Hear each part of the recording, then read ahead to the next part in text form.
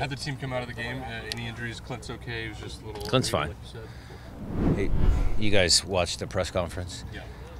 I showed one thing that probably didn't show up on the highlight reel.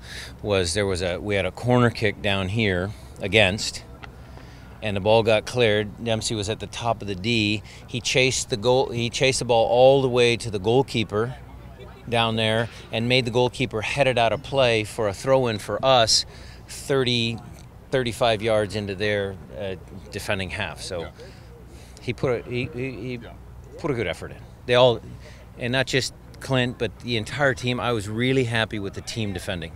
That's what the film this morning was when we revisited stuff. A couple little minor tweaks, but overall the team defending was super. Team creativity. How were you assessment on that? Good. I mean, look, against LA we created a bunch. Now we created a bunch more. We just have to keep that going. So what was the difference in just the finishing, and did they have to think about it, or just the? Well, you guys saw the finishes. Clint made them look easy. The build-up and everything was the difficult part to decipher.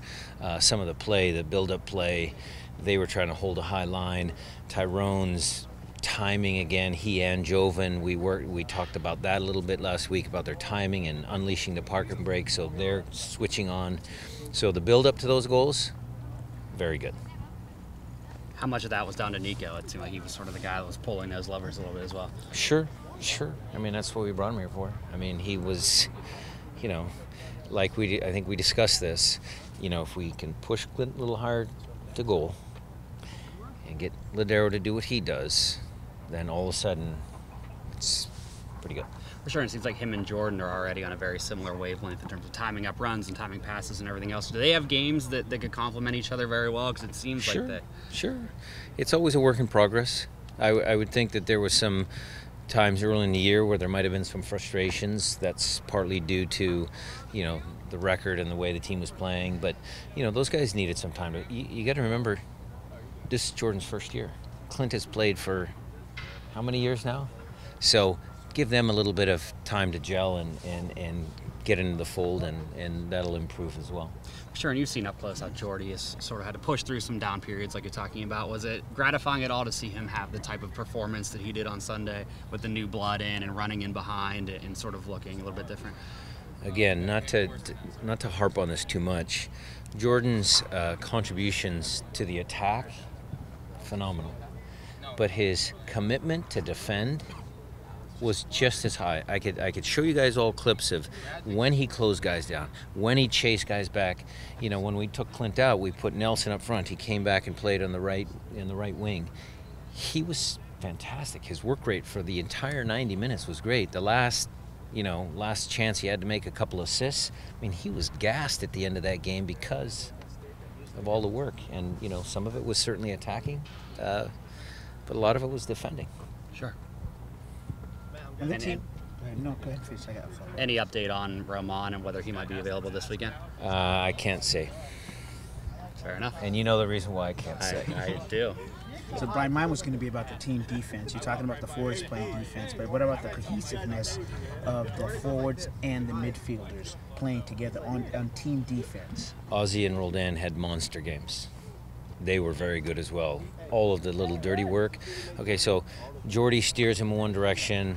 Clint, Nico, Ivanchitz, another veteran guy that came off and came on the field and played really well. Those guys kind of set things up. Once we steer them in one side of the field, then we try and lock them in there. And Ozzy and Roldan did a really good job of understanding their duties and understanding the tactics of their positions. We flip-flopped Ozzy and Roldan. The first game, Roldan was on the left, Ozzy on the right. We flip-flopped them. So Christian was on the right and Ozzy was on the left. And I don't know if that made a massive difference, but it was good. And how easy was it?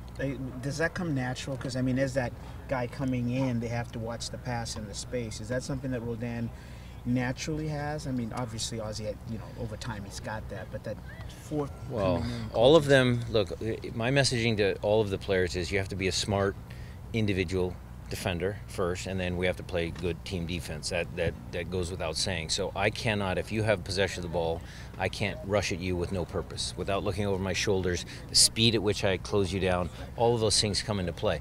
I think that message will come across. They still, I mean, look, they're gonna have times when they get exposed. That's just the game, and other teams are good. But at the end of the day, we want to make sure that our players are very smart, both in their attacking and in their defending.